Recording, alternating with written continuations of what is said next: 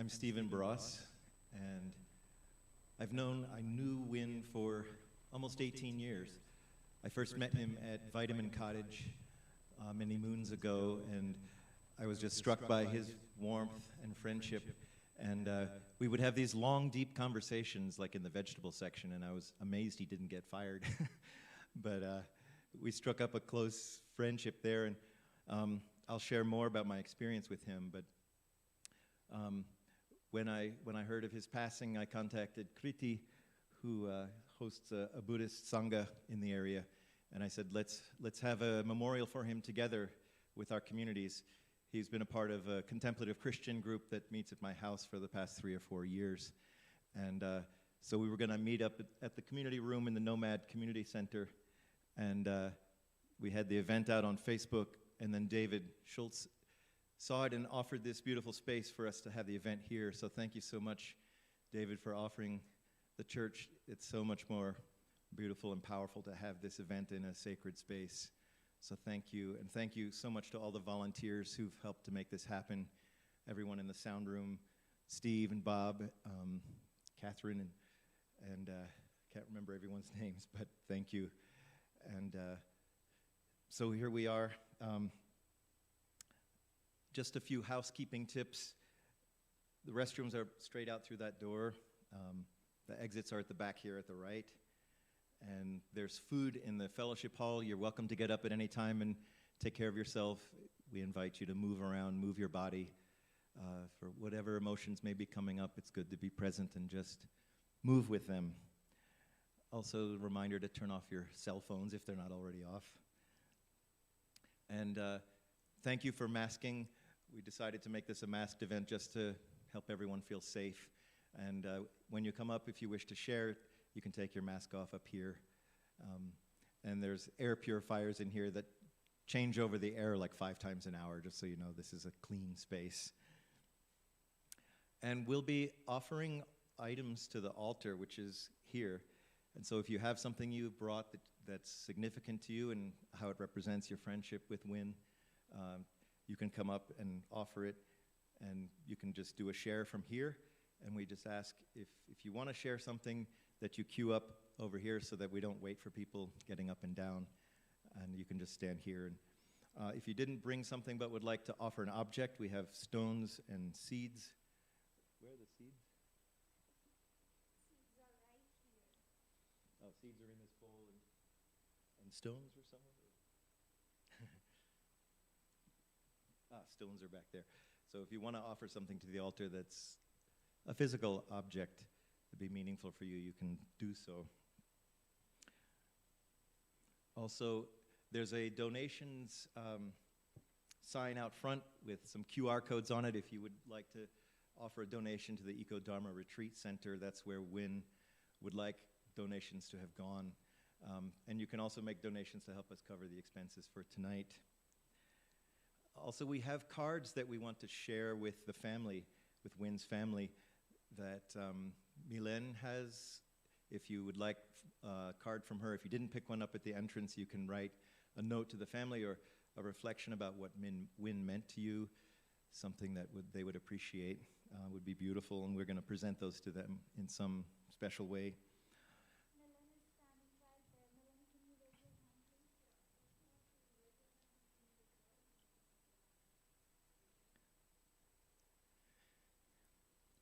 And so just a couple words about our sharing. The invitation here is to share from your heart, share your personal experience with Wynn.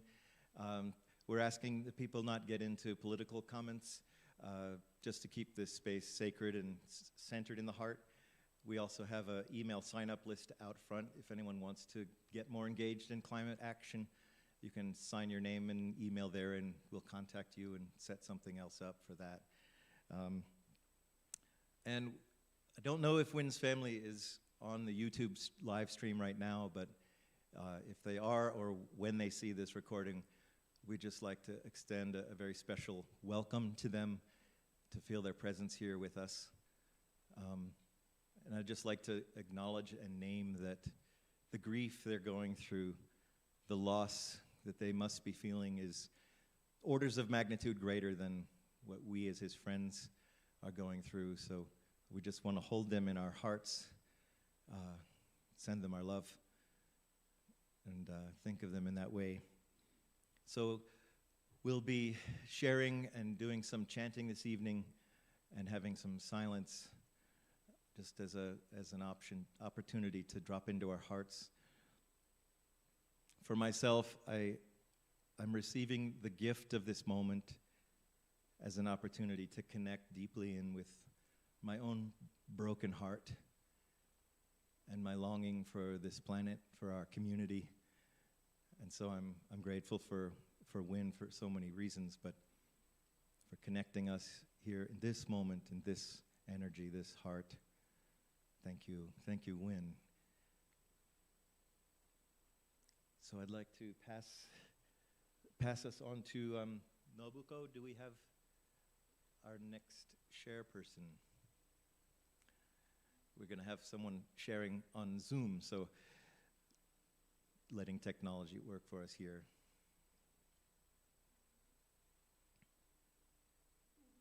Would you like to share your? Say just a few things. Okay. Yeah.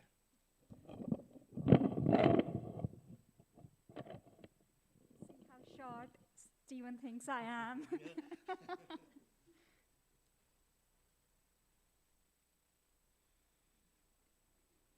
Good evening, everyone. Can you respond back to my good evening? It's very, very good to see all of you. I cannot see your faces because of the masks, but I can feel your love for Wynn. Thank you for making the trek from wherever you have joined. It personally means a lot to me. Wynn's, if you don't know me, my name is Kriti Kanko. I'm one of the Buddhist teachers associated with Eco Dharma Center. Wynn was a friend, 8 years. He would probably say I was a teacher and mentor as well. I will do my personal share later on. Right now, I just want to acknowledge the layers of emotions that we are all feeling because of the choice Wynn made. We cannot answer all the questions that are here. I invite you to be with what in Zen tradition we call don't know mind. We cannot possibly know everything that was going on in Wynn's heart and mind, spiritually, psychologically, emotionally. There's just no way. But what each of us hold today is like a tiny mirror to who Wynn was for us in his relationship with us. And through the stories you all will share, I will get to know Wynn better. So I so welcome whatever you have to share as one of the organizers of this event. Please share, please stick around. And all range of your emotions are welcome. I know Stephen said we're going to stay away from lengthy political comments and all of that, but what is in your heart, your confusion, your fear, your grief, anxiety about what it might mean, all is welcome. One more thing I want to name is, for reasons beyond our control,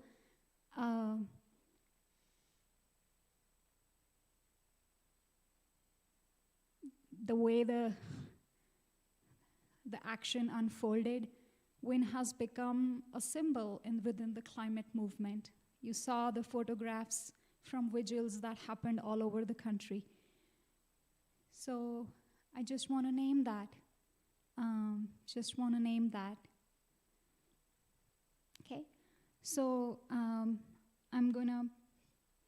Steve has already gone over the arrangements here. The only thing I want to introduce is the middle table. The middle table has what are four symbols in a Joanna Macy ritual. It has symbol for grief, what are those leaves. It has symbol for fierce anger, there is a stick. There is an empty bowl for confusion and uncertainty we might feel. And then last thing is stone for our fears. Wynn had done Joanna Macy grief rituals with me personally at least 4 times. It was very important work for him. So I just wanted to name what's on altar and the stones and the seeds that you can put in this bowl. This is the bowl where we would offer stone or seeds if you don't have any altar object. Okay. So with that, do I pass it back to you, Stephen, or would you like Candace to go first?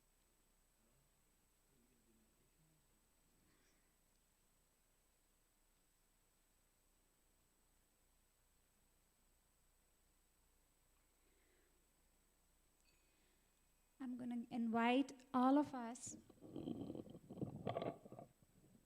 My height has increased. My height is now increased. So if you feel comfortable, please close your eyes. Straighten your back.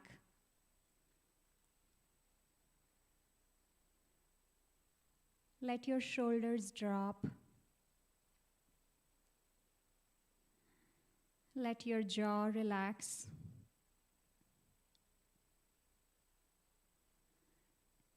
Even as you elongate your spine, your front of your body is soft and tender.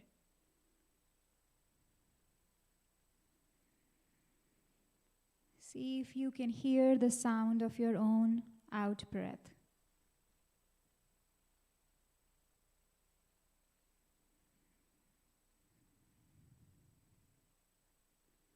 You can just follow the sound of your own out breath for just a few minutes. You'd be joining Wynn in what he loved doing, meditation.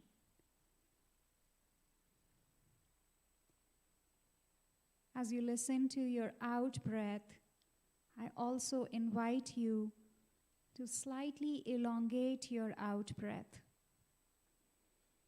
Just make it go a bit longer.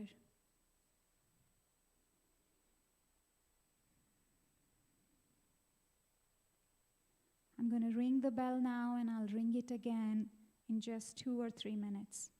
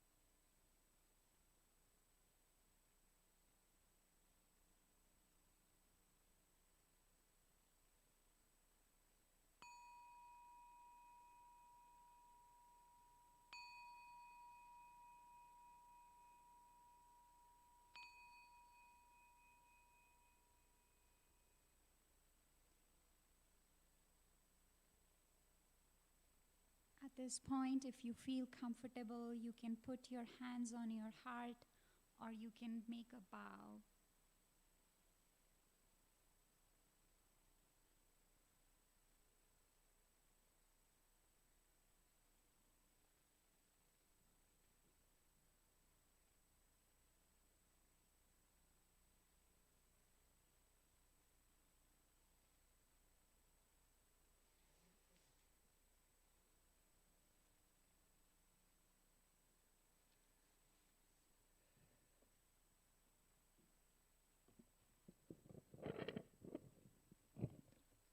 So when I got news of Wynn's death from one of my housemates who simply heard the story on NPR, I was completely shaken.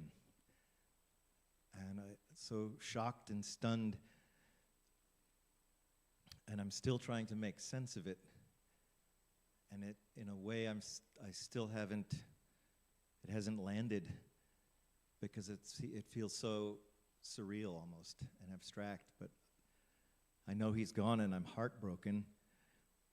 And the object that speaks to me is a bike helmet because I have this image of Wynn emblazoned on my mind, which is Wynn always coming to the house or leaving on his bike in his bike helmet and his jeans were bound up.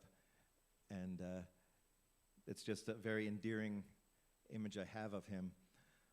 He was often coming to our group house where I live in community, and he'd bring little food treats by for us randomly, and he was just that thoughtful. And when I first met him at Vitamin Cottage, a couple of years after I'd known him, I had a sprained knee and I was wearing a brace. And then for months after that, when I'd see him at Vitamin Cottage, he would ask me, "How's your knee doing?" And I was just an ordinary customer for him at that point. So he was just that thoughtful. And he started coming to Christian contemplative gatherings at my house. And we had a foot washing ceremony on Maundy Thursday, the Thursday before Easter, which was just 8 days before he passed. And he sent me an email before that event saying, "I really want to wash your feet." And I was so moved by that, and even much more moved by that after what happened, and the parallels to Christ's life, that it was the last thing he did for his disciples, also really shook me.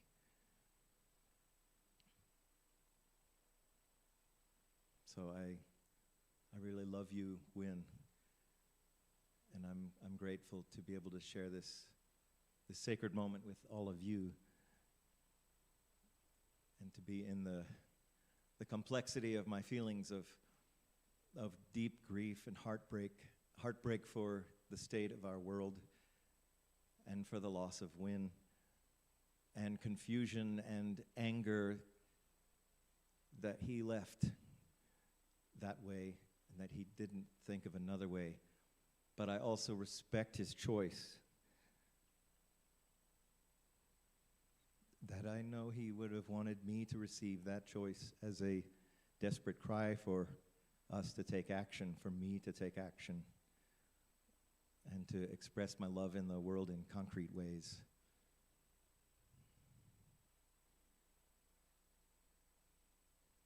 And I'm joyful for the life that he was and for his spirit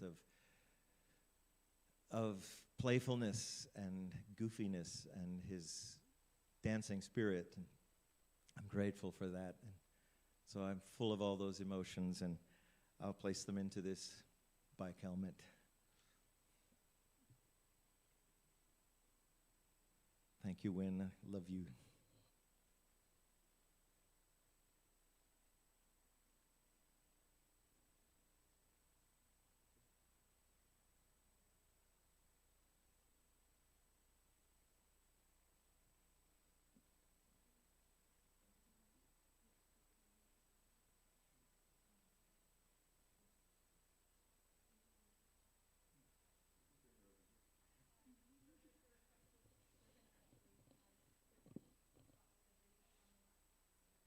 Oh, from there, okay. So Candace is an old friend of Wynn's who's joining us live by Zoom. Is she in Canada or? Yeah, from Canada. So she's going to share some words from Nobuko's laptop.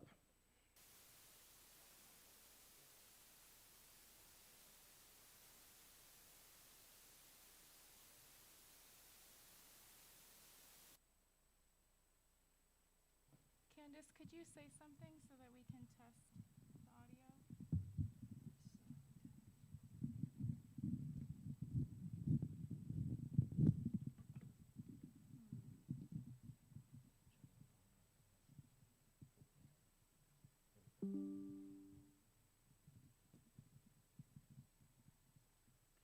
Good evening, beautiful beings.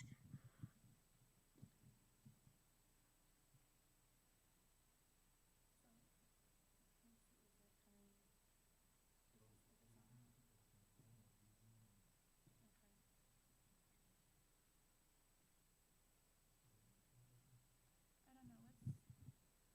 Oh, it's working. Okay. Okay, Candice, you can start. You can start speaking when you're ready.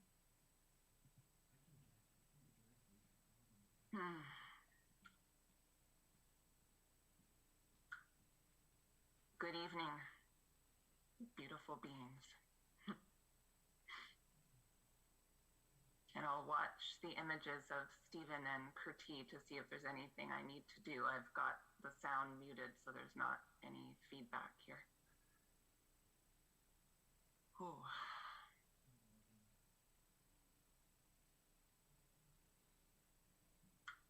Thank you all for the way that you're holding and honoring Wynn, our dear Wynn, now and all the years that Wynn has been part of the Boulder community and the various circles within it. I met Wynn in 2009 when I was attending Naropa University.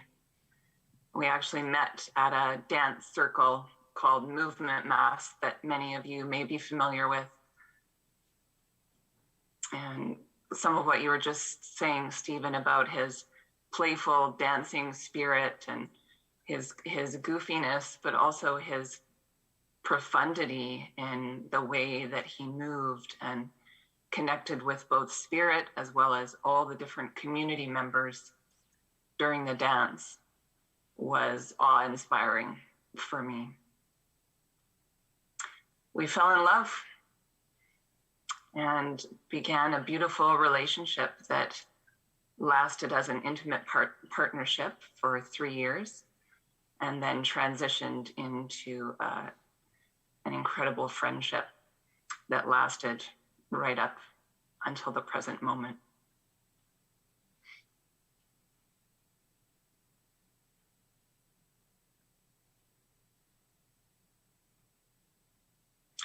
There's so many things that I could say and share about Wynn.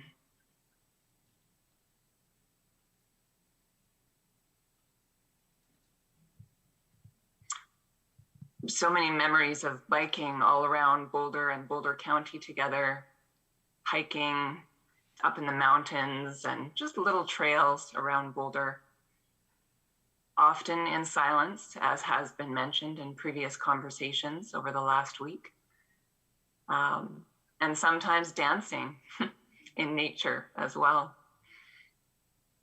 Always sharing his unique lens for capturing beauty in people, in the natural environment, individual animals, patterns. That was an incredible gift that he shared with me.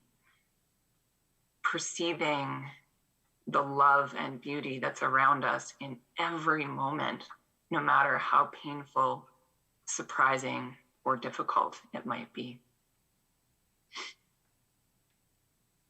When you were speaking, Stephen, about his famous look with the bike helmet and his jeans tied up at the pant leg, I remembered being at Naropa one day, deeply in group conversation, sitting in our circle on the floor in our classroom.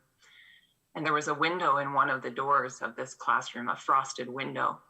And all of a sudden, this shape appeared in the window, and it looked a little bit alien-like because it had this kind of like big, odd-shaped head, and it was kind of moving in strange ways, like it was trying to find a way to get into the room. So people were a little shaken and not sure what to do. And then all of a sudden the door started to open and people's eyes were getting big and they were just looking to see what was going to come through the door. And it was Wynn with some food treats. He knew that that day was going to be a long day at Naropa, and he was dropping off a little snack for me.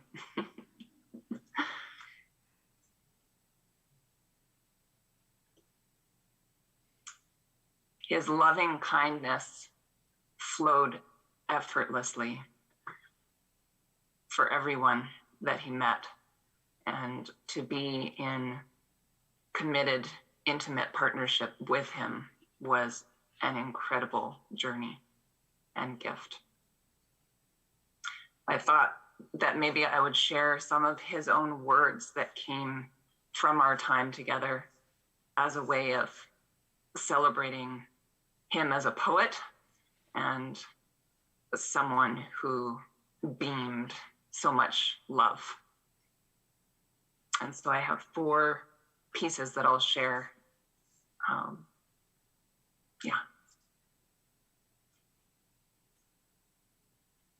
The first. Fresh snow on the ground. Beautiful woman sleeping.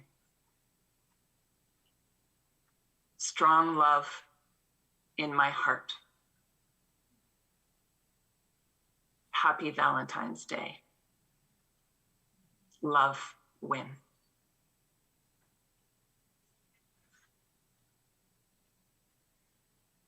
The second piece.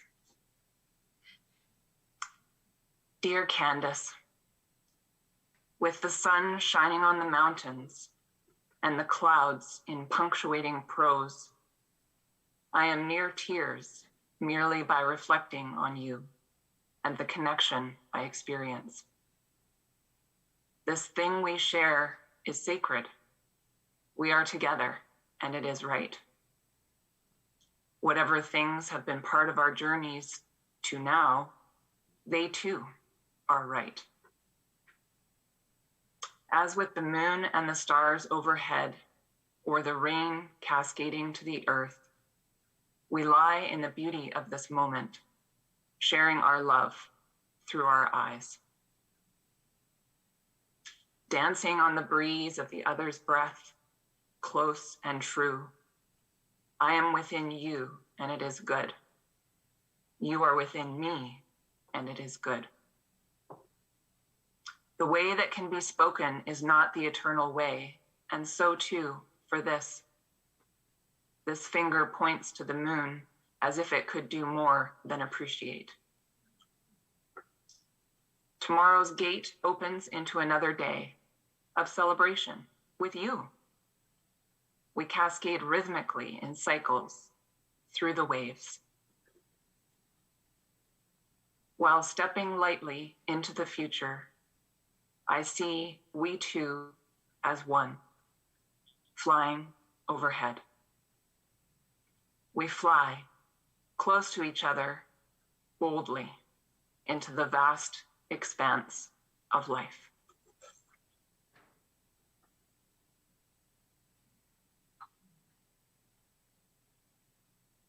The third piece. Bigger than can be seen from where we are now, the horizon is nothing but the limit of our sight. Thank you for the chance to love and to be loved.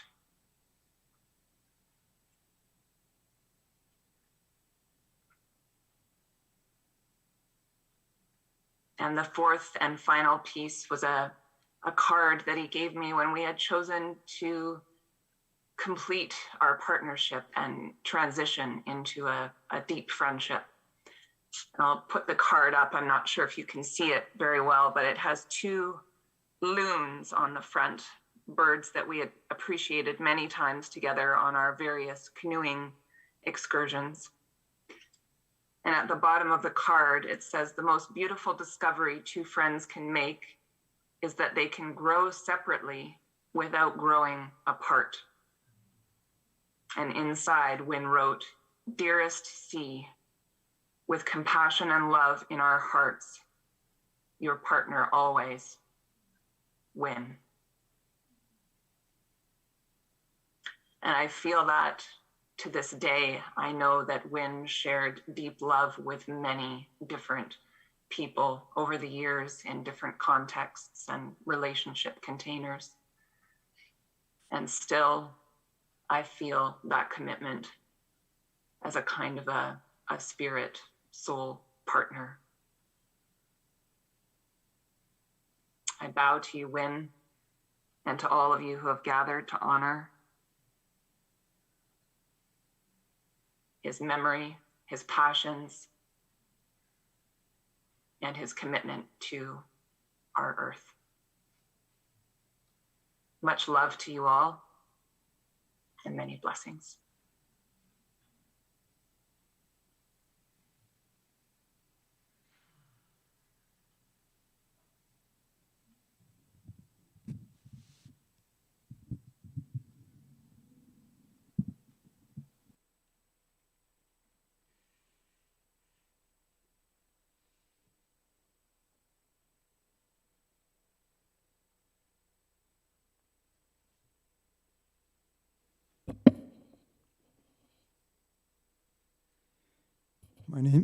My name's David Chernikoff.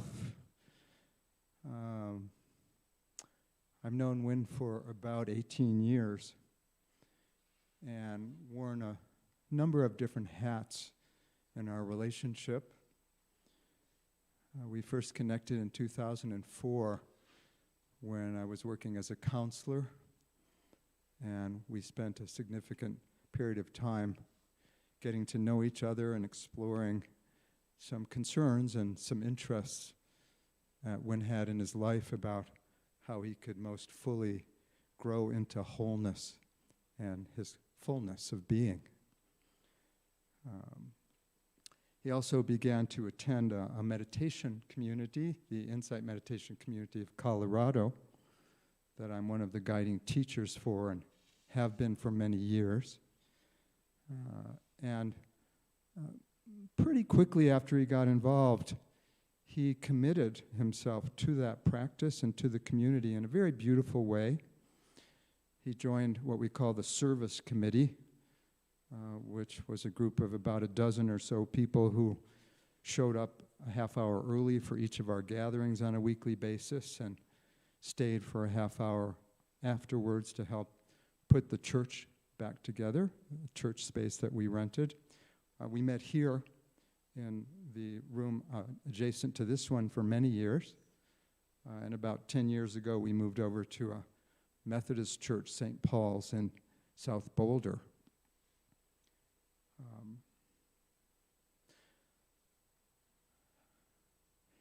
Even after we stopped working with each other in a professional counseling relationship, we continued as spiritual friends.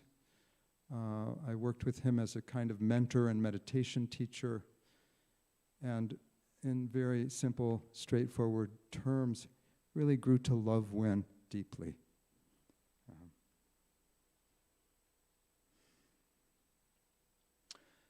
So when I heard the news about the choice he had made and the way in which he experienced the end of his life, I was quite shocked and I would say traumatized, like many of us, and more than anything else, heartbroken that he was no longer with us.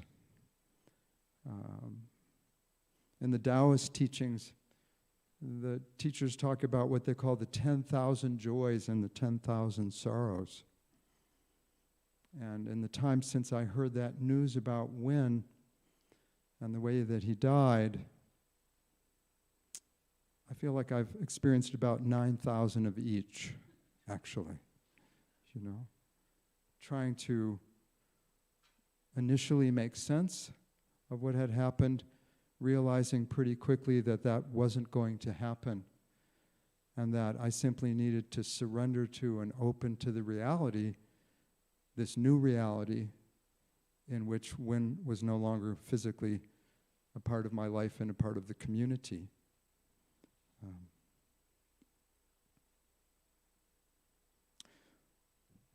Two readings came to mind, actually, when I thought about this gathering and when I was trying to understand my own relationship to Wynn's death, which was challenging in part because since I'm in a leadership role in our meditation community, I received a large number of calls and emails from people in the community who themselves were struggling with their grief and their sense of loss and their upset.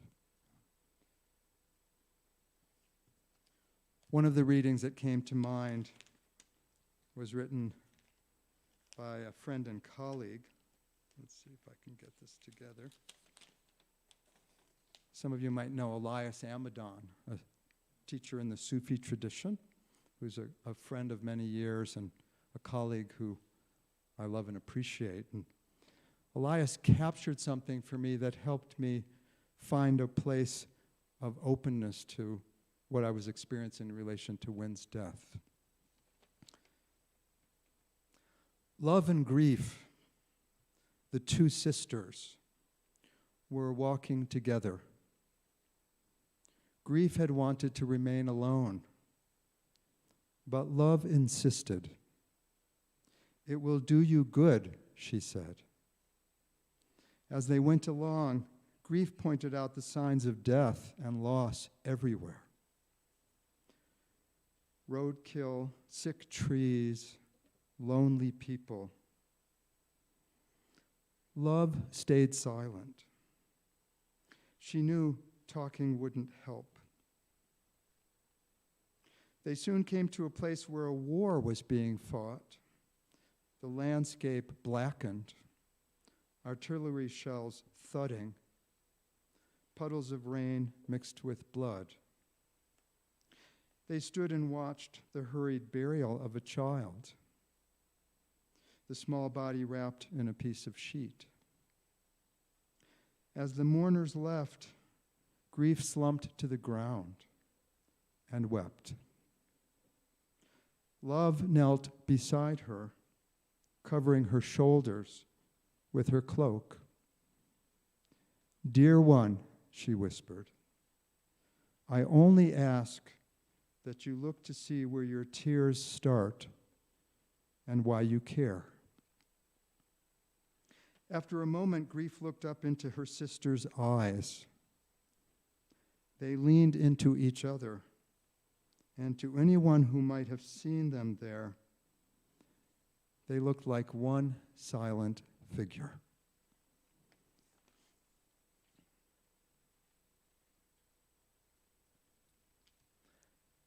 I think a lot of us feel like that one silent figure at this particular time.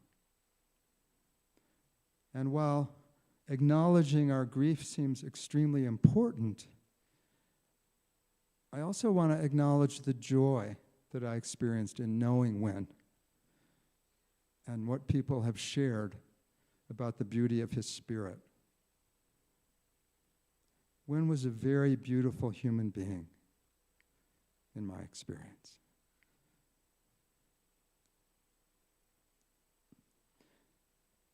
One of the ways that I've been working with my own grief most recently is by recognizing that I'll never understand exactly what happened, just as Kriti said. There isn't a way that we can do that. But in fact, we can be willing to allow our hearts to break in such a way that they become larger instead of more contracted. And what helps me to do that process, and what might help some others of us as well, is the process of bearing witness what I call bearing compassionate witness and being willing to see and open to the reality of what's happened. So I'll close with some words that capture the importance and the value of bearing compassionate witness as a part of the ongoing process of spiritual awakening that I suspect all of us here have a deep interest in. These are the words of Terry Tempest Williams. A good friend of mine said, "You are married to sorrow." And I looked at him and I said, "I am not married to sorrow. I just choose not to look away." And I think there is deep beauty in not averting our gaze. No matter how hard it is, no matter how heartbreaking it can be, it is about presence. It is about bearing witness. I used to think bearing witness was a passive act. I don't believe that anymore. I think that when we are present, when we bear witness, when we do not divert our gaze, something is revealed, the very marrow of life. We change. A transformation occurs. Our consciousness shifts.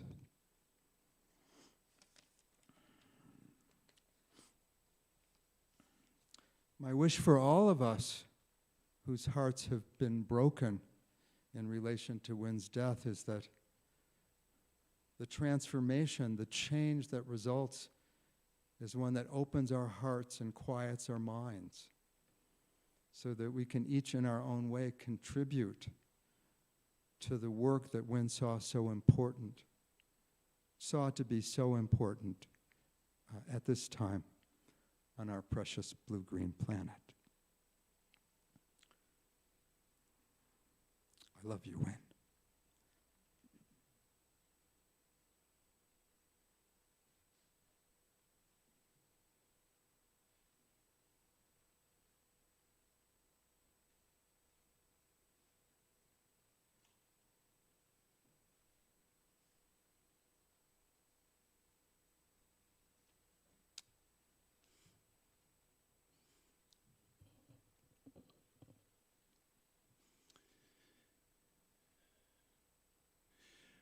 Listening to David reminded me of a memorial that I once came across in downtown London, a memorial to the victims of September 11th. And all it said, very simply, was, "Grief is the price we pay for love." I'm another David Loy. Wynn attended several nature and eco-dharma retreats that I co-led with Johann Robbins. But he was also a dear friend. We used to get together for coffee when we could. And in September 2019, he sent me something he had written, a draft of something that I know he wanted to share with people. And he asked me for my comment on it. I don't know if it was published, but I do know that he wanted to share it.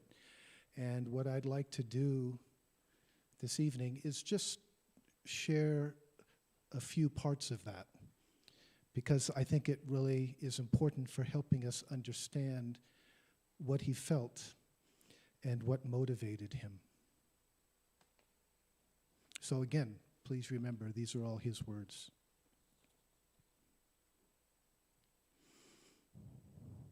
Real news, reality is, the court recognizes me as a protected person due to my cognitive disability. The climate emergency, the greatest crisis humanity has ever faced, does not recognize me as protected from anything. I do have a cognitive disability.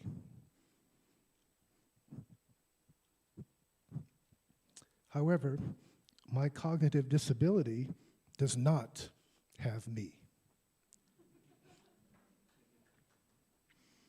Some 3 decades past, I sustained a traumatic brain injury. I was 18 years old. Measurably, much has changed in the 30 years since my injury.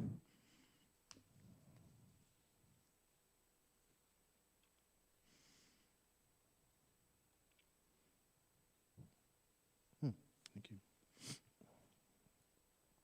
I have learned and I have grown. Live and die, part of the deal here. Some die in pain, some die in peace. What matters more than the inevitability of our own death is clean air, clean water is required for future life.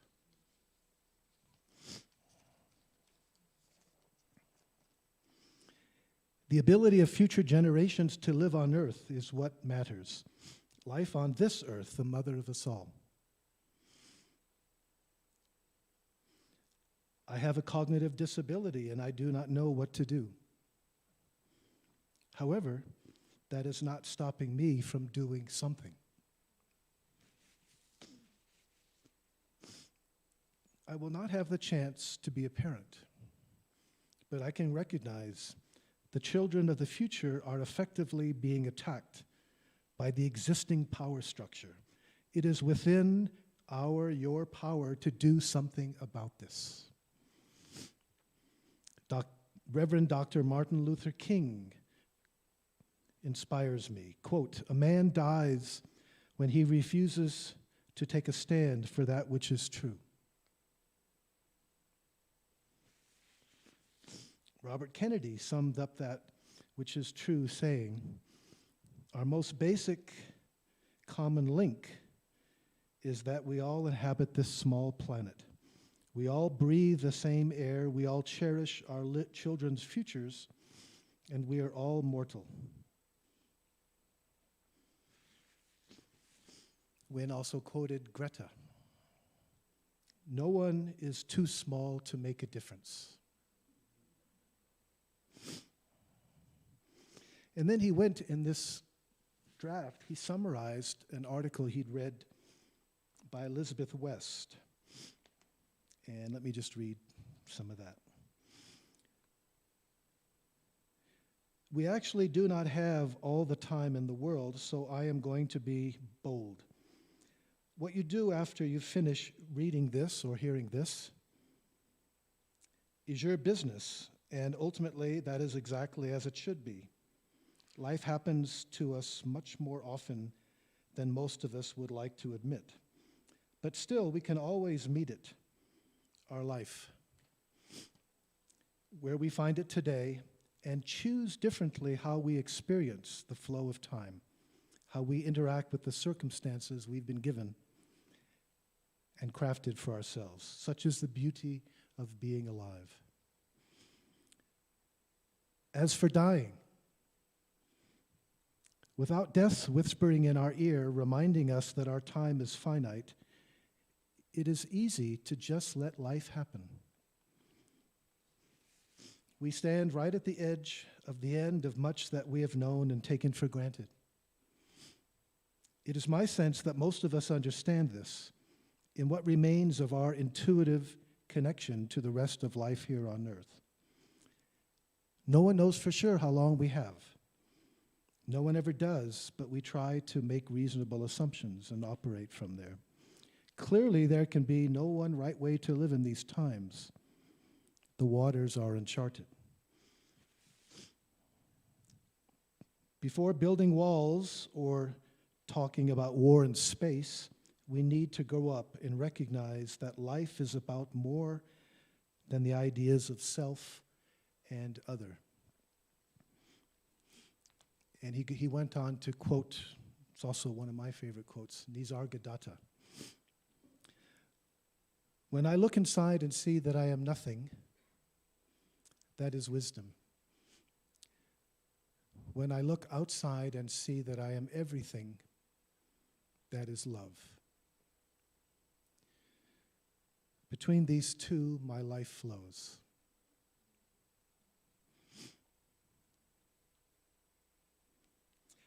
Act now or forever hold your breath, writes Wynn. Speaking of which, take a moment, sit and breathe. Keeping up with the present tense from a future perspective. And he ended with a haiku. Strong heart and clear mind. What a gift just to be here, aware of breathing.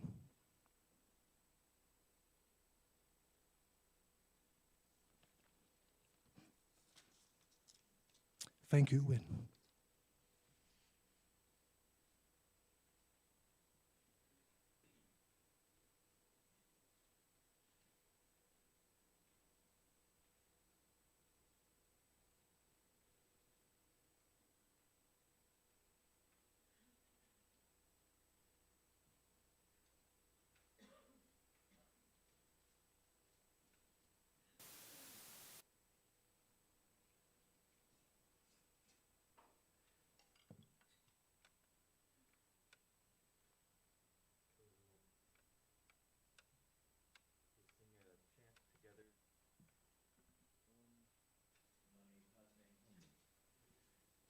So it's a simple melody. Just you can join in when you catch it, or just flow with the melody.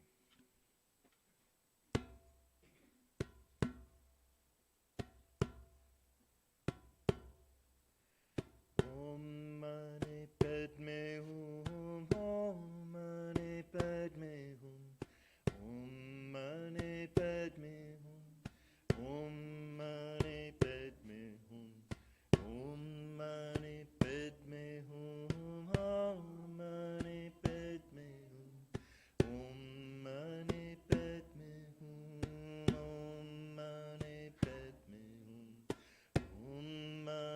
Padme Hum, Om Mani Padme Hum, Om Mani Padme Hum, Om Mani Padme Hum, Om Mani Padme Hum, Om Mani Padme Hum, Om Mani Padme Hum,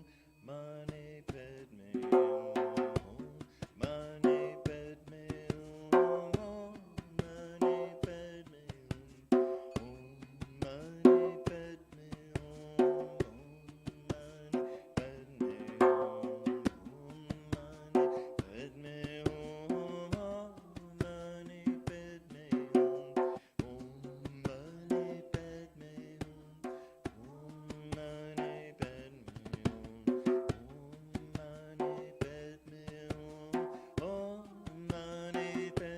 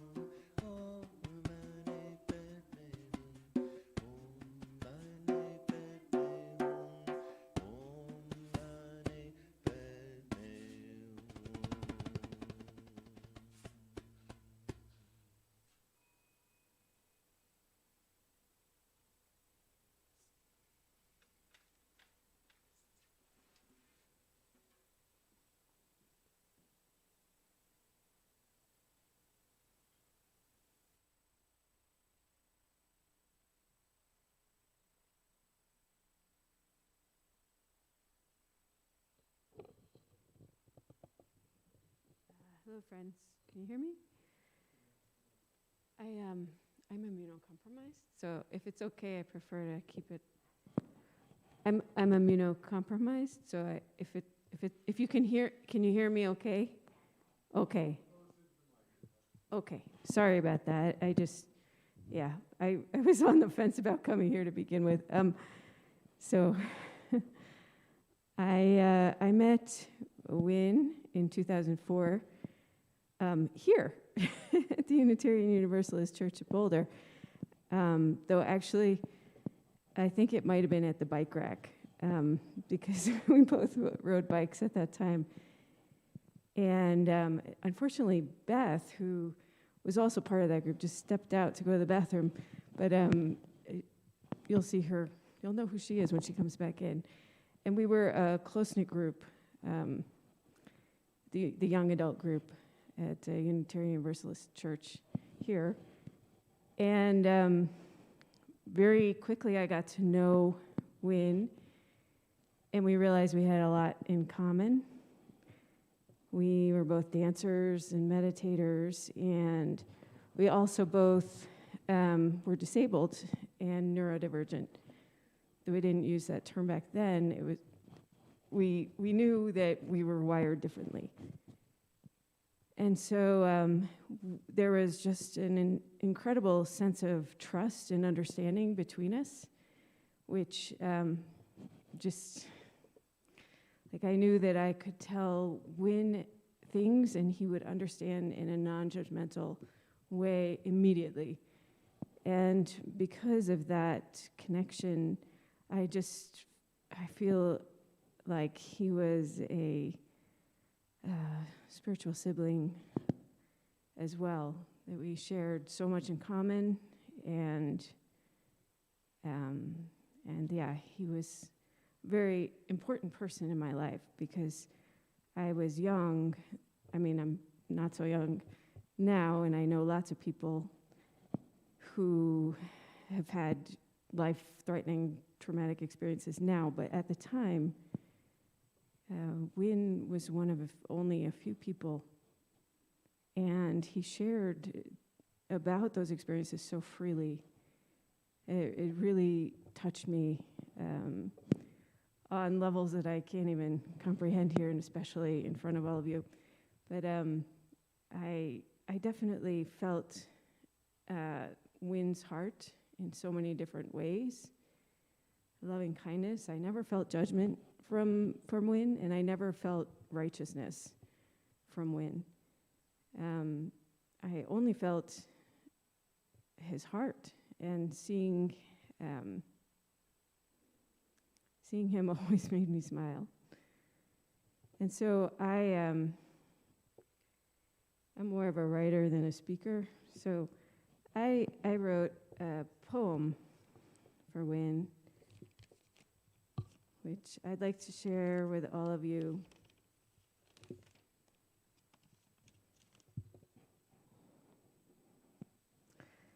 Wynn, in my mind's eye, I see you dancing, grounded in the moment and beaming love. You embodied the power of transformation, metamorphosing the pain and shock of the past into feathery grace and joy. I hear your continuation as the robins croon their cheerful songs. I see your continuation in the cherry blossoms outside my window, glimmering in the light of the sun. Pure of intention, pure of heart, a dazzling wave of you has unfurled in unison with the undulations of the earth. Breathing in, I smile, feeling you in my heart. I have so much love for Wynn. And my love for Wynn, I guess, extends to this whole world. He has moved me in such ways to love the earth as he did. Thank you all. I'm going to leave this poem here so that the altar has creativity.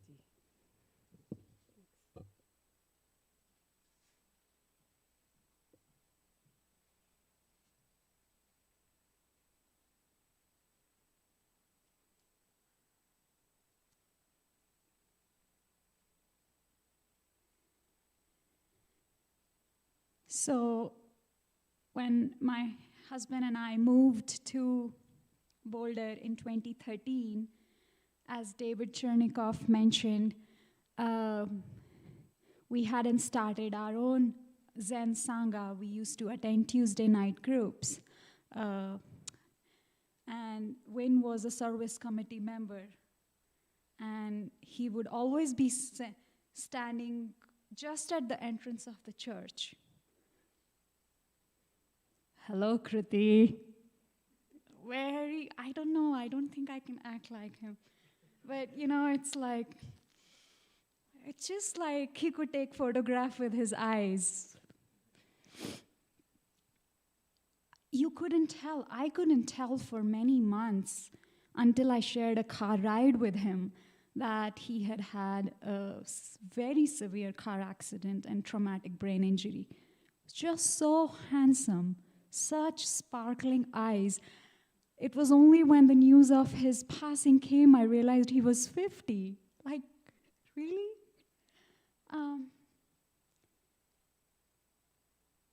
Our experience, our connection deepened when we started doing what David Chernikoff was just mentioning.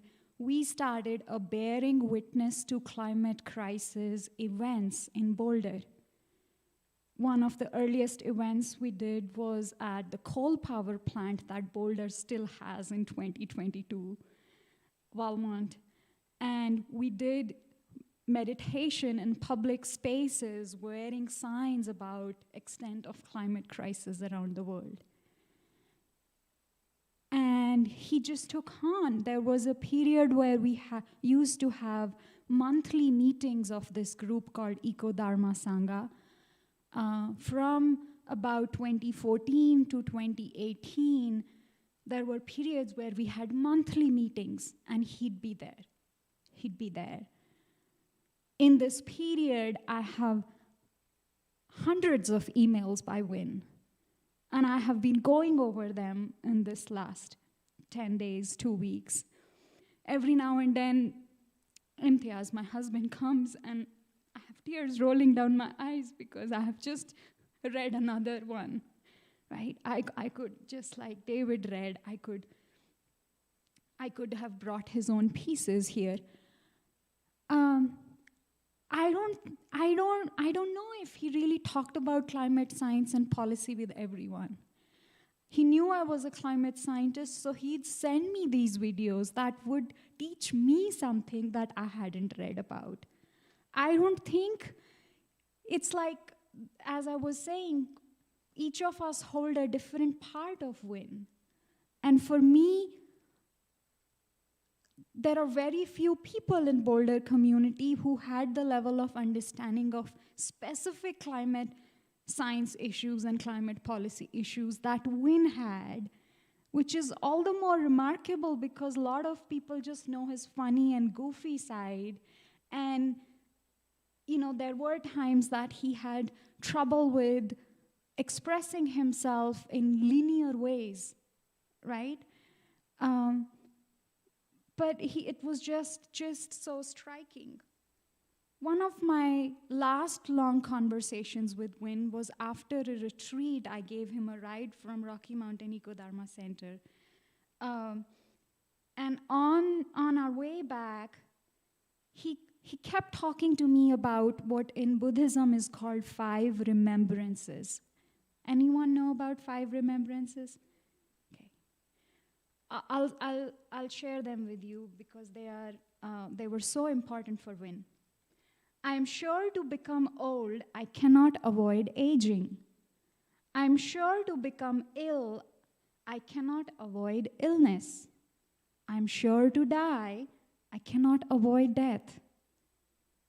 Fourth one is, I must be parted from all that is dear and beloved to me. And the fifth one, I am the owner of my actions, heir to my actions.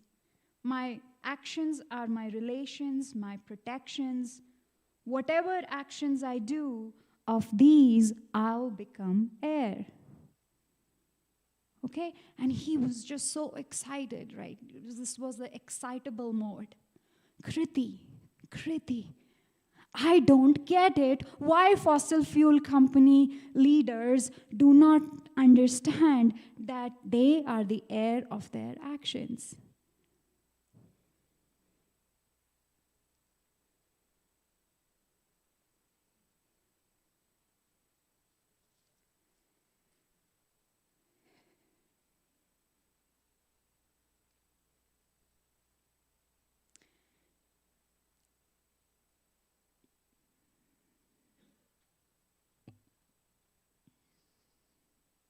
His last email was written in bold, just like the hints he left on Facebook.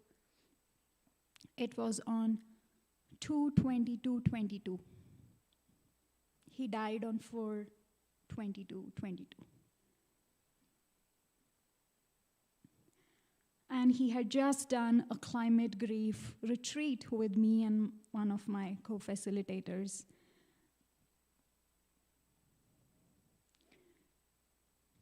I don't know how to explain this, but we do a practice which is called seventh generation practice, where we imagine people who are currently alive to be ancestors, and the people 200 years from now, 2222, to be our future descendants. And he was an ancestor in that practice that we did. And he was, in the practice, we imagined that there will be life, thriving life, 200 years from now. And he was just blown away by that. He was blown away by that. And the email he wrote me was said, I am blown away by that possibility, Kriti. Something significant will need to happen for us to get there.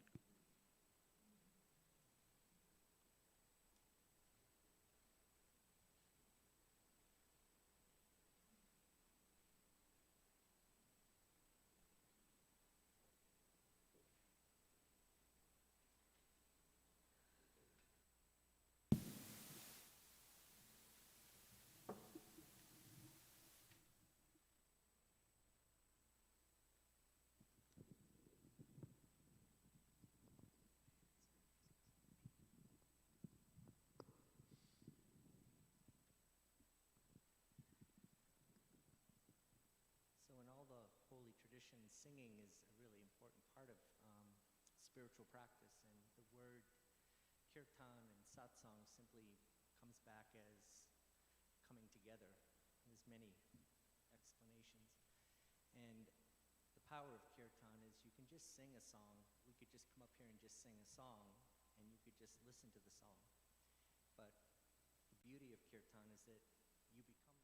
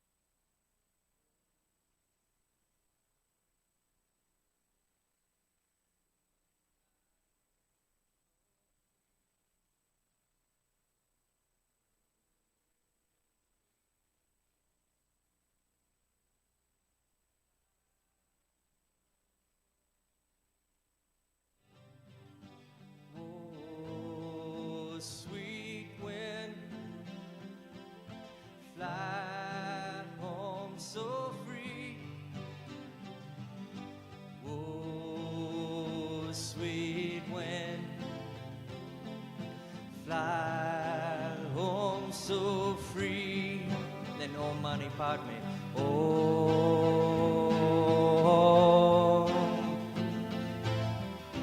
money part me home. Oh, let him hear you up in heaven. Oh, money part me home. Oh,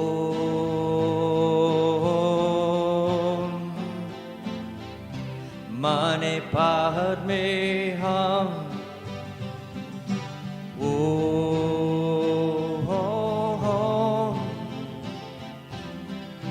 money part me home.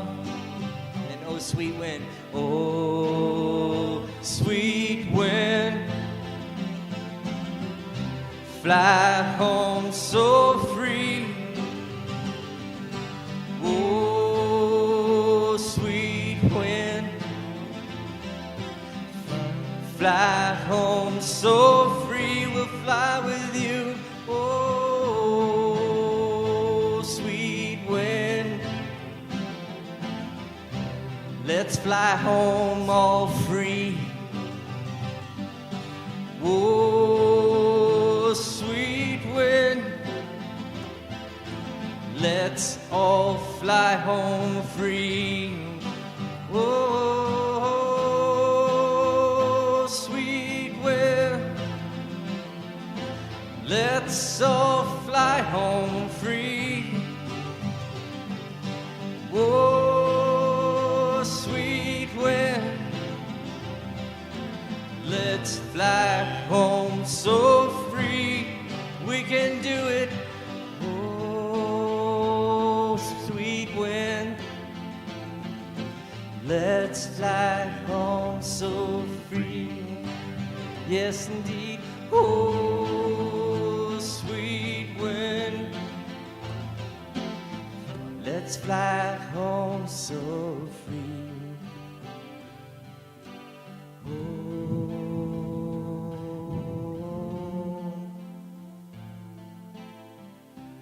money bad me home.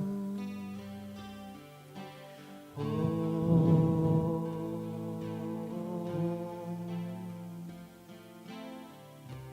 money bad me home.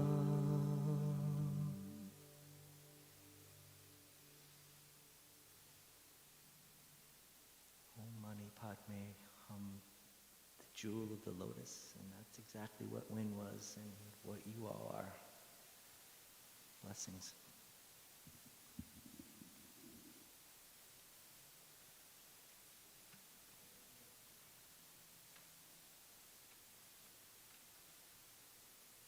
At this point, we can open it up to shares from anyone who'd like to come up, offer anything on the altar, including the seeds and stones we have, or maybe you have something you want to offer.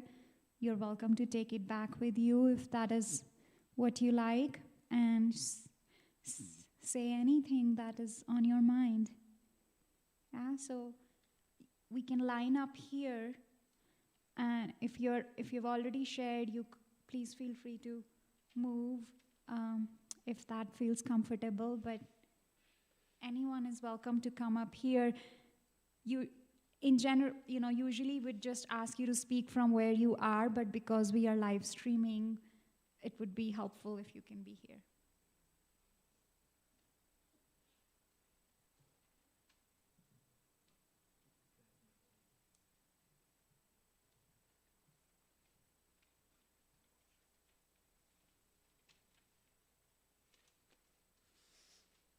Hi, everyone. Can you hear me? Okay. My name is Barbara Miller, and up until just a few weeks ago, I would have said that Wynn was an acquaintance, a long-time acquaintance, because we showed up at the same events together, mostly at Stephen Bross's house. And we shared, but it was on a very, a spiritually deep level, but as far as friendship goes, I didn't know really anything about him, except that he was a lovely person and a friendly person. But at this point, he's really touched my heart.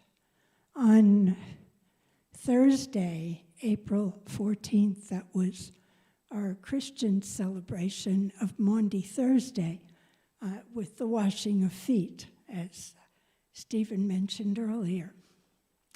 And I was there, and Wynn was there. And I've always considered the washing of feet to be a very intimate act. My feet, because of RA, are very deformed, and a lot of people think I hurt. Well, I don't, at least not in my feet. And during the ceremony, as people were moving to the chairs in front to have their feet washed and to wash others, Wynn came over and he whispered to me, "May I wash your feet?" And I thought it was an unusual request, but I said, "Well, yes." So when there was an empty chair, I sat in it, and Wynn came right over. And he washed my feet. Afterwards, as we were milling about and just talking with each other, he came over and he said, "I want to tell you why I asked you that." He said, "I really loved my grandmother. And when I first learned kinesiology, I wanted to share it, and I worked on my grandmother's feet." And he said, "I'm not sure I was as gentle as I could have been. And I just wanted to have a chance to do it again and to do it better." And that touched me. And so I was carrying him in my heart, and then I did not watch the news. Don't know why. I must have been busy with other things.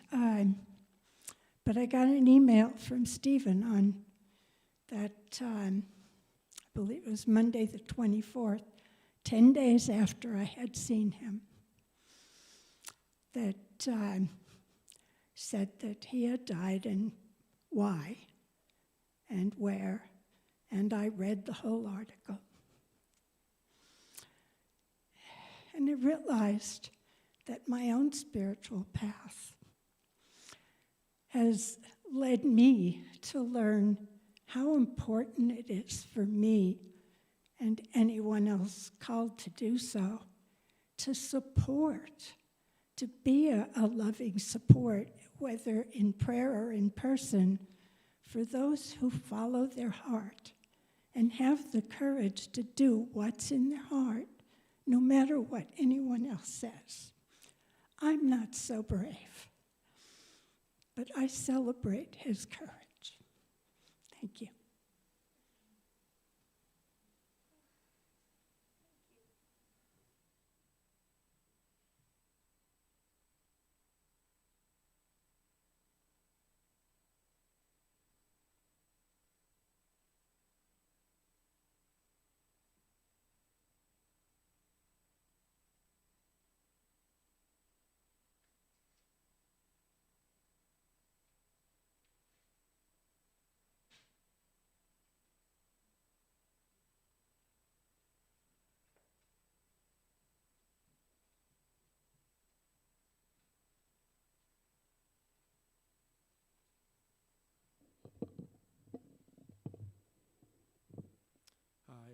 My name's Michael Kotis.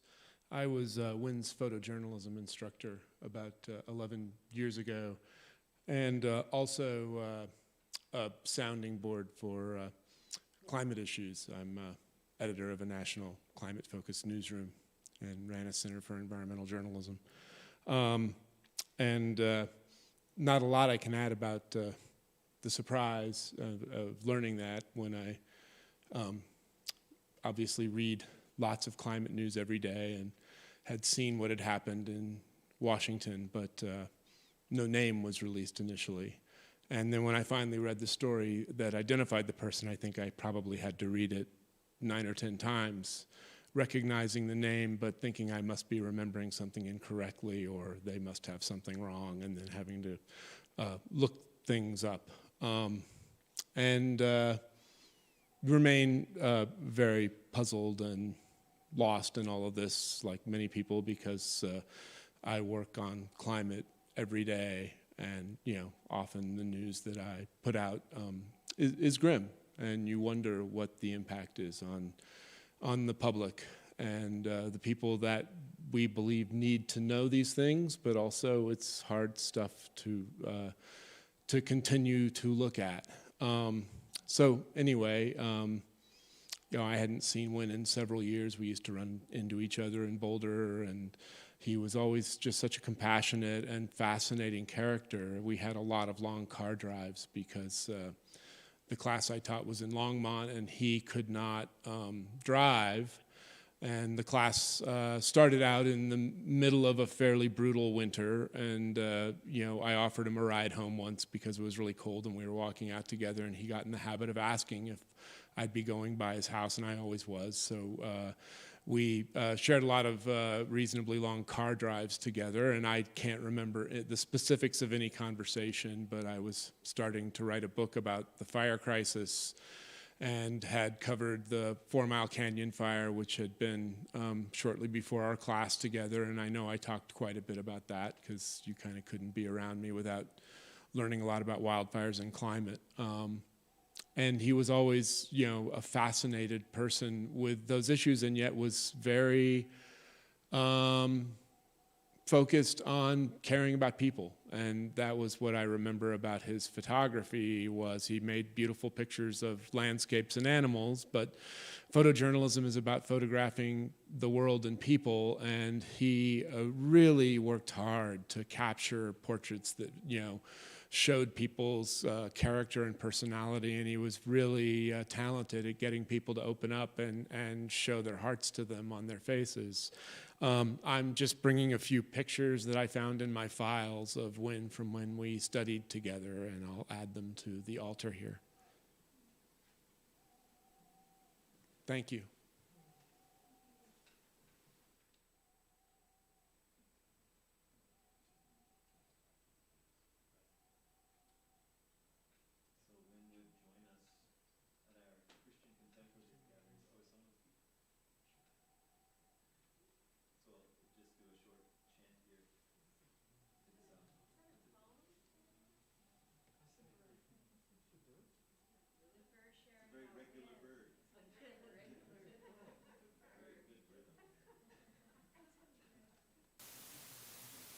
So I'll try and match that key, whatever it's in.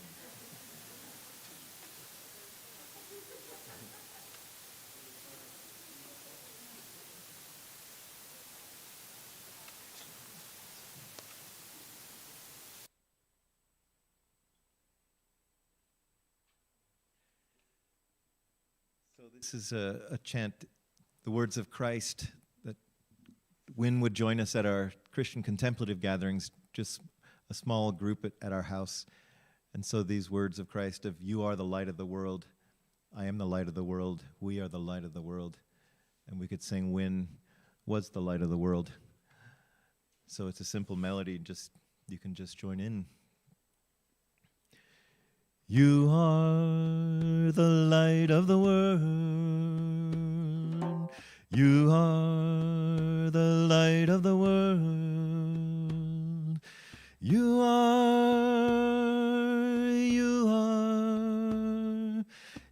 are the light of the world.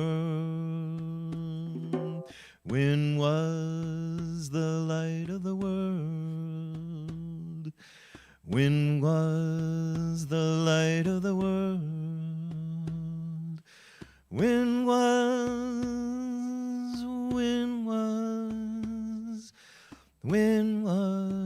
the light of the world? light of the world. We are the light of the world. We are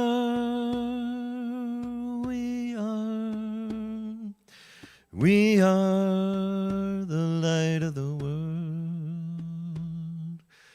We are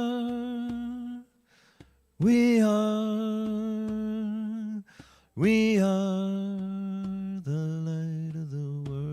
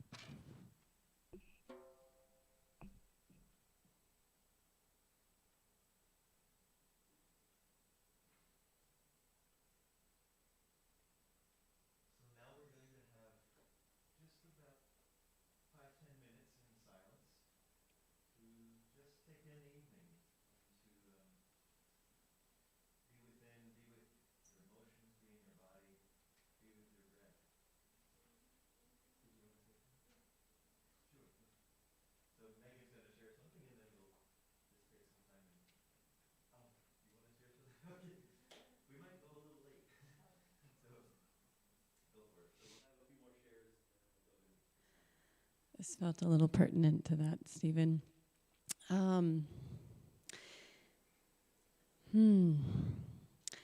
I know these are high times for mindfulness practitioners. And in the words of one of my teachers, I haven't said it since hearing of Wynn because it's been so triggering. But to take the movement that Wynn has offered us through his choice out into the world and into that fierceness of presence, and that love and that grief, like you spoke to, David, is truly the wings that we fly on right now. And say, practice like your hair is on fire. And that every death offers movement on some level. And yet, experiencing what I've traversed, similar, David, thank you for saying so clearly, the joys and the sorrows, and really saturating in what is the world right now, just to really take that forward and to stay with the words, how to make this a more complete experience in everything we do and whoever we are with. As I know, after hearing Wynn's loss, he was a friend, and sometimes you don't know how bright they are. And you look back at truly what he offered this world through his unique experience. So, and really saturating in what he offered us. May we make this a more complete experience.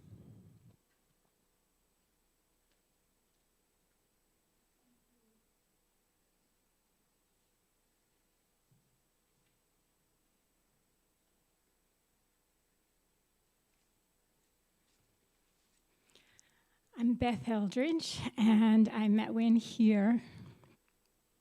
I moved to Boulder a little after 2000, and we were part of the young adult group, and this was a place that invited people from all over and from all different kinds, and gave us a place to play and to grow and to learn together. And just recognizing the importance of community and of spaces for that. And I danced with Wynn as well at Movement Mass and enjoyed his playful spirit. I got close to him through the young adult group. We went to the Dairy Center, we had dinner, we had potlucks. Erica invited us to her sort of gently into the Buddhist realm and the vegetarian potlucks. And he was a beautiful spirit, a bright spirit, a passionate spirit, and someone who accepted life on life's terms and found ways sometimes sometimes being upset with it at first, but finding ways to find peace with it and to be present with it and to find the silver linings and to make the most out of life. And I'm also a Marshall Fire survivor from Louisville and a victim of the disaster industry. And I just know that so much love and care is in our community, so much knowledge, so much support is available. And I just really hope that we continue to spread the awareness, the love, the joy, the care for each other, the care for our planet, and that we speak out to each other when we find ourselves isolated or suffering, and that we stay connected. And since Wynn's passing, I felt him more present in my life than before, like in the quiet moments at nighttime or when I'm taking a walk. I feel his presence has been sent out into the universe. And I saw a man lying by the creek without his shirt on, like Wynn liked to have his shirt off in the summer. And I could see a piece of Wynn. It shocked me at first because I was like, could that be him? And it could be. And there are so many ways that we can carry on his legacy and that his gifts to the world can be carried forward. And so I thank you all for coming and for being a part of that. Thanks. Oh. And since most of my belongings are in a storage locker somewhere, I found this magnet. It has a picture of a bear on it. It says, "Greet each day with boldness in your dreams, clarity in your vision, and happiness in your heart." And there's a big bear, but then there are lots of little bees dancing around it. And when I saw this, it reminded me of Wynn.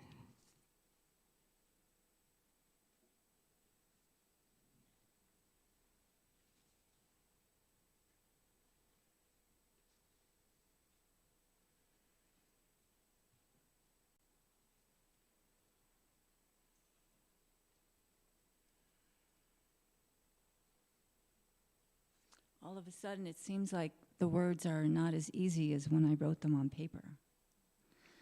I just feel my heart space fill up with the emotions of the words are just voluminous.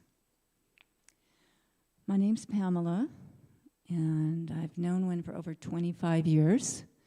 I probably did not have as close of a relationship to him as many of those of you have spoke and shared. But what's true for me is what's true for most of you is the energy of Wynn and how he touched our hearts in so many ways. His wisdom, his love, his easygoing spirit. He was really just a unique individual, very, very unique. So I would like to read what I wrote. When I am remembering your presence at many of our Rally Sport Fitness yoga classes, I observed your attentiveness and your ability to deeply listen to your body, mindful of your breath and staying with the flow. Toward the end of one of our classes, as we were preparing for Savasana, the ultimate practice of letting go, you asked me if it was okay to cry. I felt honored that you were brave enough and vulnerable enough to be witnessed, tears and all. Little did most of us know the gift you gave to us all that day. Experiencing trauma on any level is a neglected subject in our culture. It seems you tried your best to keep your head and heart in the right place. Your love for the natural beauty and bounty of the earth kept you motivated, doing all you could but even so, your heart broke to witness so many of her losses. I too have shared this well of grief for this earth. Most of all, I hold a gentle smile in my heart as I reflect on your many visits through my neighborhood on your bike, always asking, "How are you, Pamela? It's so good to see you." I hope you remember how I felt the same. I'm grateful for your kind and loving spirit, your greetings and laughter, which have always filled me with joy. That bright light that is you shines within me forever.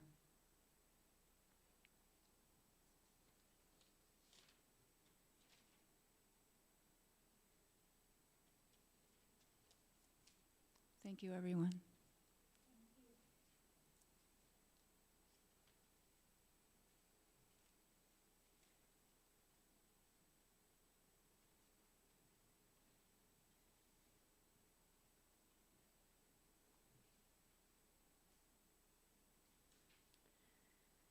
My name is Nobako Hori, and I'm a participant in the Boundless in Motion Sangha.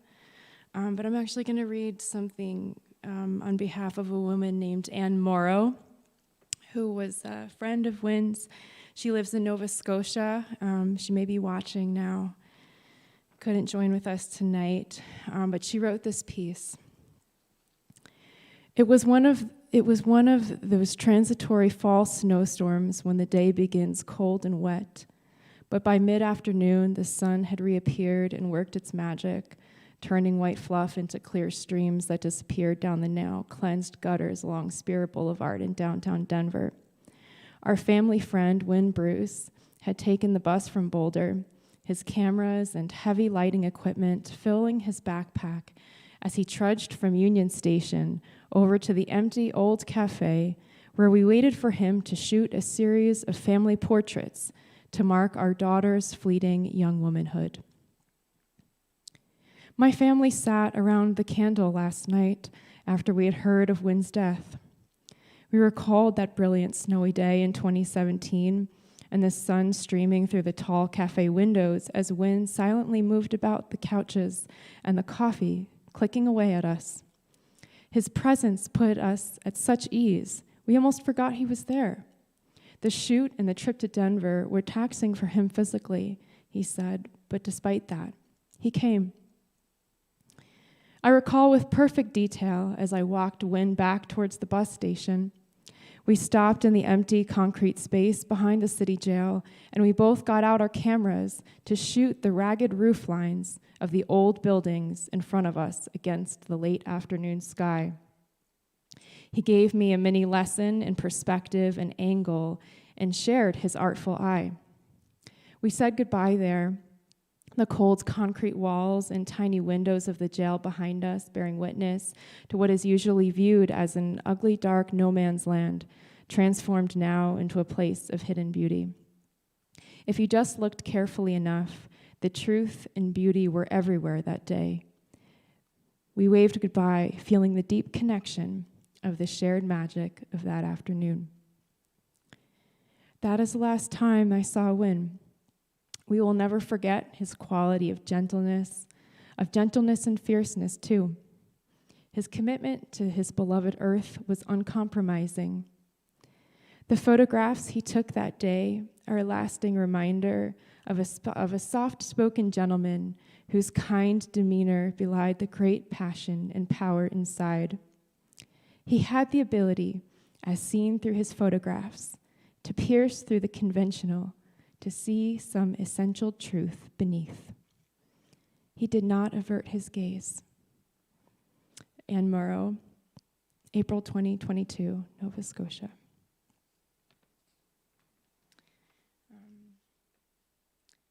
If it's okay to just share a few words of my own. I didn't know Wynn personally, although I think in the years that I lived here in Boulder, I'm sure I saw him at a couple times I was at Movement Mass or the Vitamin Cottage that I lived up the street from, or the Sangha, the Eco Dharma Sangha gatherings. I most recently reside in New Jersey and participate in Extinction Rebellion, the climate justice group that organized several vigils around the country, Friday, April 29th, I believe it was. As a person who's felt deeply inclined to fight for this earth, as somebody who's in my 30s and sees the future with a lot of uncertainty and fear, changed the ways that I've thought about living my life, kids, a certain career, because the way that we live as human beings, driven by delusion and failing to see each other and our connection to our earth, is driving us to extinction. I think Wynn deeply felt in his own mind, body, and heart the cries of this earth. His actions touched me deeply. And his life, as I'm learning over the last couple weeks. I spent the week up till Earth Day, actually more than a week, in sustained actions with Extinction Rebellion and heard about his passing afterward. And I remembered the words of Thich Nhat Hanh. I think it was a book called Love in Action. And he says that act, self-immolation, is not, obviously it's not suicide, it's not even protest. He said that, and I'm going to paraphrase, I don't have the words in front of me, it is a way to offer up one's words with the greatest possible strength.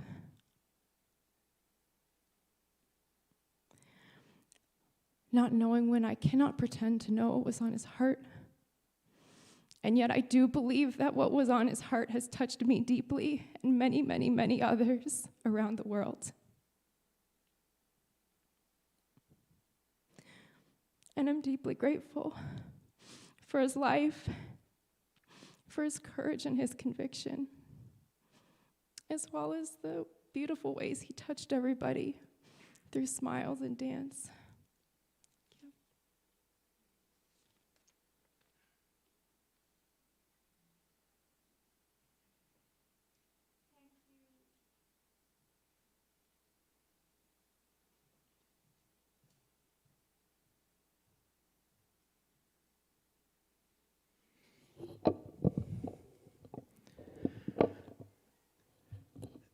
So about a month ago, I was practicing my tabla in the living room of my house. The tabla is East Indian hand drums, for those who don't know. And there I was practicing in the living room, and Wynn just comes waltzing into the house. And I just loved that he just walked in, because that's how much at home he felt at our house. And he was always bringing little gifts and treats for us. He would bring like a cup of cheese, it was so funny. It's so sweet. And there I was playing, and he walked in and he saw me, and without saying a word, he just starts dancing. And I just, that's one of my favorite memories of him, because it went on for a while. And I was just playing, and he was just dancing. We were just enjoying each other. And he was so in his spirit, so in his beauty and the way he moved and his playfulness. And yeah, I cherish that moment. Some of you may know him from the dance community. Melissa Michaels is here, and it was so wonderful to see him dance there, how free he was and how grounded and deep and light and playful. He was a teacher to me in that way. So I'd love for us to take in all these beautiful shares we've received tonight, this wisdom, all this heart, beautiful heart energy, and drop in and spend a few moments in silence maybe 5 or 10 minutes to just be with what's alive in us now and breathe. You can do a practice if you have one. If you don't do a meditation practice, you can simply observe your breath, be with your breath, and be with sensation, and be with what's here now. So we'll take some silence.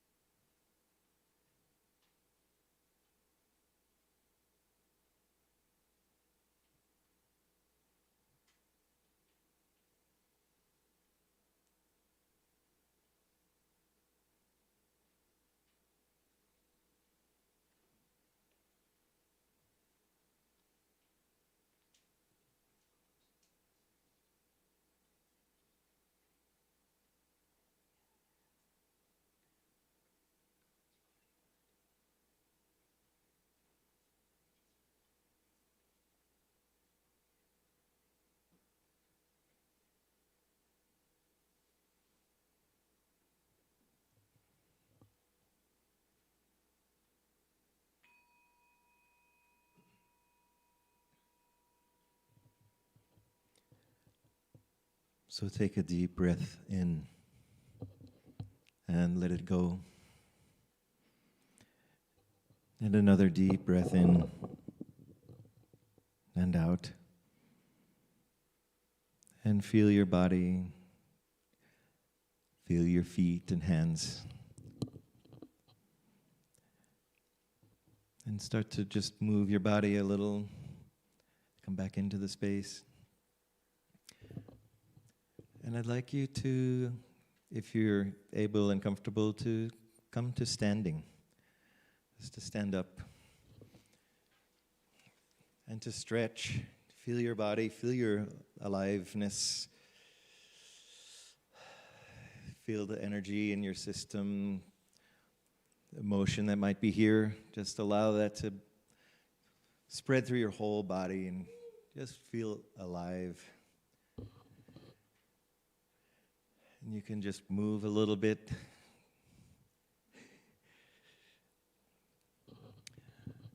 And so what we'd like to do now is, in the spirit of how Wynn danced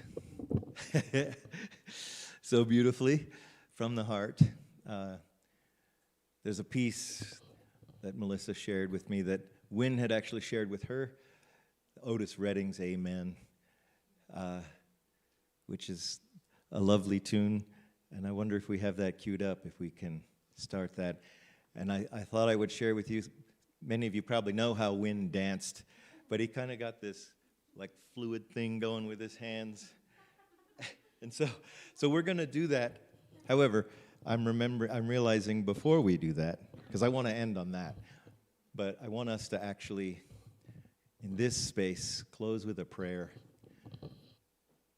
That we offer our hearts, offer a prayer to Spirit and to Wynn. Just thanking him for his beautiful life, the beautiful man that he was, the depth of his being, his heart, his playfulness, his humor, and his remarkable courage and care for this planet, for the beings here. We thank you, Wynn. We thank you, Spirit, for expressing yourself as Wynn. And we're going to miss you, brother. We're going to miss you. We're going to miss not having you in our lives. We're going to miss your smile. We're going to miss your bike helmet and your bound jeans. We're going to miss your cheese and all of your playful ways. And at this time, we also release you, Wynn. We send you on your journey with love into your next expression, whatever that is, that your passage into that next expression is full of grace, is smooth and swift, that you have our love and support carrying you through the bardo. We're with you, brother. We feel your presence here with us, and we send you to release you from this earth, that we don't bind you here, but that you are free to go.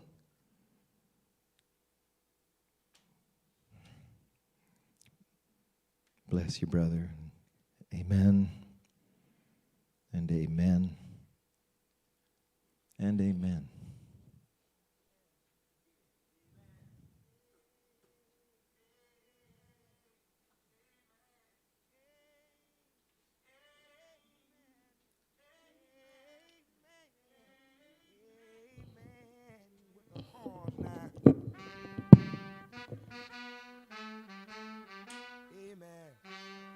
With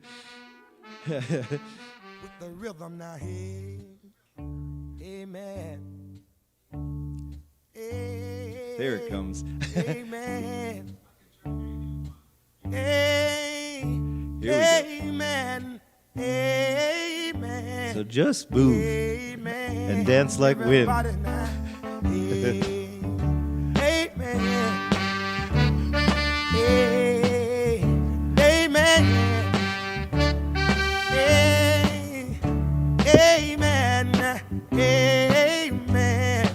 Amen. This little light of mine, I'm gonna let it shine. This little light of mine, I'm gonna let it shine. Yeah, yeah. This little light of mine, I'm gonna let it shine. Let it shine. Let it shine to show my love. One thing my pappy used to say, he said that even in my home song, I said, what, Dad? I'm gonna let it shine. I said, even in your home, son, you got to let your little light shine. Yeah, even in your home, son, you've got to let it shine. Just let it shine. Just let it shine. Show your love. And then I say, Daddy, help me sing this line one time. Yeah. Amen. Help me. Hey. Amen. With a feeling. Hey. Hey. Amen. Amen. Amen. Everybody together now. Hey. Amen. The louder now. Hey. Hey. Amen. Everybody say, hey. Amen. Amen. Amen.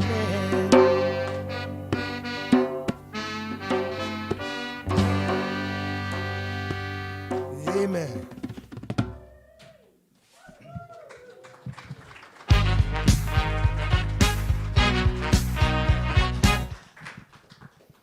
Amen and amen. Beautiful, beautiful. You all look just like Wynn. That was great. Yeah. So thank you all so much for coming. We have food in the fellowship hall. So please just let's be together, converse. And I would just like to offer a special thanks to Nobuko Hori, who did so much to make this event happen. So thank you.